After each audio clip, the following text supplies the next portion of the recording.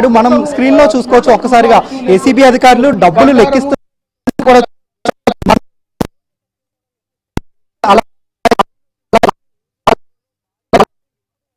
ABN స్క్రూల్లో భారీగా అంటే ఇప్పటి వరకు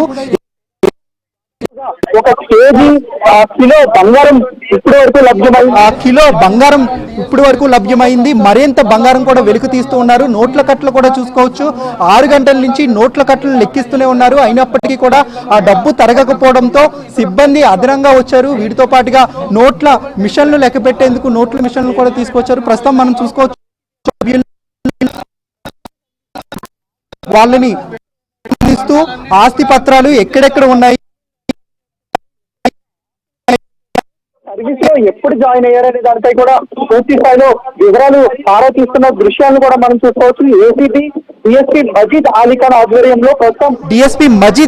ఆధ్వర్యంలో ప్రస్తుతం 20 మంది అధికారులు లోపలైతే సెర్చింగ్ చేస్తూ ఉన్నారు. అయితే రహస్య సరుగులు ఉన్నట్లుగా కూడా తెలుస్తుంది.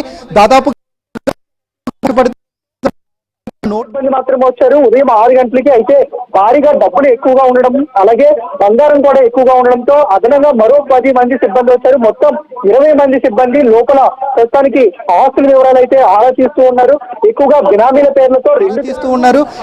బినామీల పేర్లతో రెండు తెలుగు రాష్ట్రాల్లో ఎక్కువగా ఆస్తులు కొనుగోలు చేయడమే కాకుండా డబ్బులు కూడా బినామీల వద్దే ఉంచినట్లుగా కూడా ఏసీబీ అధికారులు గుర్తించారు. ప్రస్తుతం ఆ బినామీలు ఎవరెవరికి ఎంతెంత చెల్లించాడు, ఎవరి పేరున ఫ్లాట్లు కొనుగోలు చేశారు, అలాగే ఈ భూమి వివరాలు ఎక్కడెక్కడ ఉన్నాయనే దానిపై కూడా పూర్తి స్థాయిలో ప్రస్తుతం ఏసీబీ అధికారులు మొత్తం పత్రాలన్నీ కూడా పర్యవేక్షిస్తూ ఉన్నారు. ఆస్తి పత్రాలకు సంబంధించి కావచ్చు, ఇప్పటి వరకు లభ్యమైన నగదు కావచ్చు, వీటితో పాటుగా వెండి బంగారంపై కూడా అతని వద్ద నుంచి ప్రశ్నలు సంధిస్తూనే అవన్నీ కూడా తెలుసుకునే ప్రయత్నం చేస్తున్నారు. ప్రస్తుతం మనం చూసుకోవచ్చు ఏదైతే లెక్కింపుకు సంబంధించి అటు డబ్బులకి సంబంధించి కావచ్చు, లేదంటే ఇతర డాక్యుమెంట్స్ కూడా కావచ్చు, ఏసీబీ అధికారులు ఆ లోపలికి పట్టుకెళ్తున్న దృశ్యాలను కూడా మనం చూసుకోవచ్చు. ఎందుకంటే భారీగా దాదాపు ఇప్పటి వరకు 1,20,00,000 రూపాయలు నగదు స్వాధీనమైందంటేనే కేవలం ఈ ఒక్క ఇంట్లోనే ఇక్కడ మల్లాపూర్లో కుమార్ ఇక్కడే నివాసం ఉంటూ ఉన్నాడు. సో ఇతని ఏసీబీ అధికారులు ఇక్కడికి వచ్చి ఉదయం 6 గంటల నుంచి ఇప్పటి వరకు తీస్తున్న డబ్బుల్లో నోట్ల కట్లు ఒక్కొక్కటిగా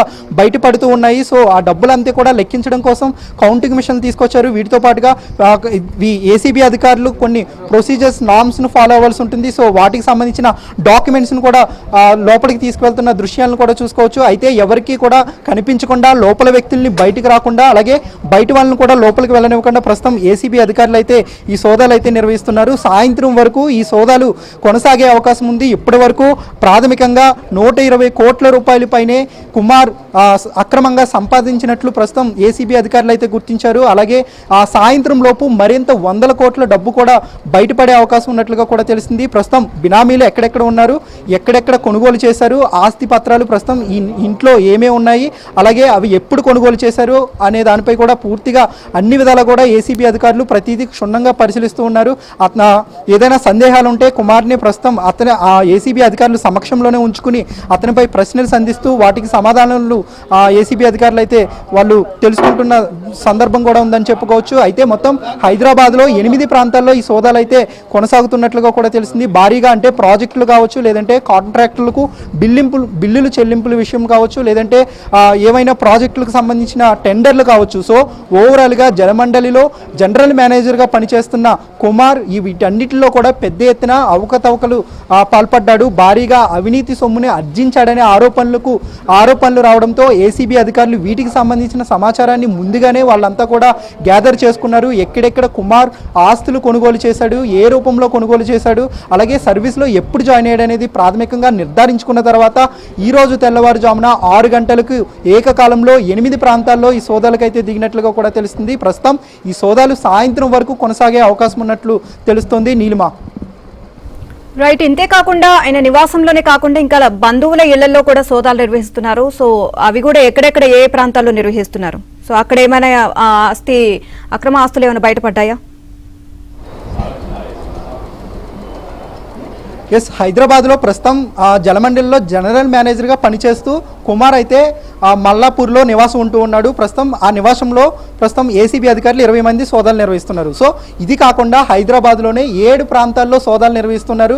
ఆ 7 ప్రాంతాల్లో కూడా ఈ కుమార్కి సంబంధించిన సన్నిహితులు, బంధువులు, అలాగే అతని యొక్క మిత్రులు ఉన్నట్లుగా తెలుస్తుంది. ప్రస్తుతం అక్కడ కూడా సోదాలు అయితే నిర్వహిస్తున్నారు. ఇక్కడ 20 మంది ఉన్నారు. ప్రతి టీంకి దాదాపుగా 10 మంది ఉండి 8 చోట్ల ప్రస్తుతం సోదాలు అయితే నిర్వహిస్తున్నారు. ఆ ఖరీదైన ఫ్లాట్లతో పాటు పొలం ఎకరాలు కూడా కొనుగోలు చేసినట్లు దాదాపు ఇప్పటికే ప్రాథమికంగా ఇప్పటి వరకు జరిగిన ఆస్తుల లెక్కింపులో 3 ఎకరాలు పొలాన్ని నిజామాబాద్లో కొనుగోలు చేసినట్లుగా కూడా తెలిసింది. అంటే భారీగా సంపాదించే డబ్బు కావచ్చు, లేదంటే ఇతర గిఫ్ట్ల రూపంలో వచ్చే డబ్బు కావచ్చు, లేదంటే ఫ్లాట్లు కావచ్చు, ఇవన్నీ కూడా తన పేరు మీద ఉంటే తనకి ఇబ్బంది కలుగుతుందనే ఉద్దేశంతో బంధువులు లేదంటే సన్నిహితులు వాళ్ళతో చెప్పి వాళ్ళని బినామీలుగా ఏర్పాటు చేసుకుని ఆ డబ్బు కావచ్చు, లేదంటే ఫ్లాట్లు కావచ్చు, లేదంటే వీటికి సంబంధించిన ఇవన్నీ కూడా వాళ్ళ పేరు మీద పెట్టాడు. కాబట్టి అక్కడ కూడా ప్రస్తుతం సోదాలు అయితే చేస్తున్నారు. ప్రస్తుతం హైదరాబాద్లో 8 చోట్ల జరుగుతున్నాయి. నిజామాబాద్లో కొద్దిసేపటి క్రితమే ఈ సోదాలు నిర్వహిస్తున్నట్లుగా కూడా తెలిసింది. ప్రస్తుతం ఏసీబీ అధికారులు అయితే సోదాలు నిర్వహిస్తున్న దృశ్యాలను కూడా మనం చూసుకోవచ్చు. వాళ్ళు పేపర్ లోపలికి కొన్ని పత్రాలను కూడా లోపలికి తీసుకువెళ్తూ ఉన్నారు. మనం చూసుకోవచ్చు దృశ్యాలను కూడా. అంటే భారీగా పెద్ద ఎత్తున నగదు చాలా ఎక్కువ మొత్తంలో లభ్యమైందని చెప్పుకోవచ్చు. మనం ఒకసారి చూసుకోవచ్చు ఏసీబీ అధికారులు కూడా వెంటనే కూడా డోర్లను క్లోజ్ చేస్తున్న దృశ్యాలను కూడా చూసుకోవచ్చు. అంటే కేవలం ఈ కుమార్ నివాసం ఉంటున్న ఇంట్లోనే దాదాపుగా 1,20,00,000 రూపాయలతో పాటు కిలో బంగారం, అలాగే కిలో వెండి ప్రస్తుతానికి దొరికింది కాబట్టి, లభ్యమైంది కాబట్టి ఇతర ప్రాంతాల్లో కూడా ఇంతే మొత్తంలో లభ్యమయ్యే అవకాశం ఉన్నట్లు ప్రస్తుతం ఏసీబీ అధికారులు అయితే భావిస్తున్నారు. ఈ సోదాలు సాయంత్రం వరకు కొనసాగే అవకాశం ఉన్నట్లుగా కూడా తెలుస్తుంది. ఆ తర్వాత ఏసీబీ అధికారులు అధికారికంగా ఎంత లభ్యమైంది, ఎక్కడెక్కడ అవినీతికి పాల్పడ్డాడనే దానిపై సాయంత్రం లోపు క్లారిటీ ఇచ్చే అవకాశం ఉన్నట్లు తెలుస్తుంది. Neelima. Right, thank you Manikanta.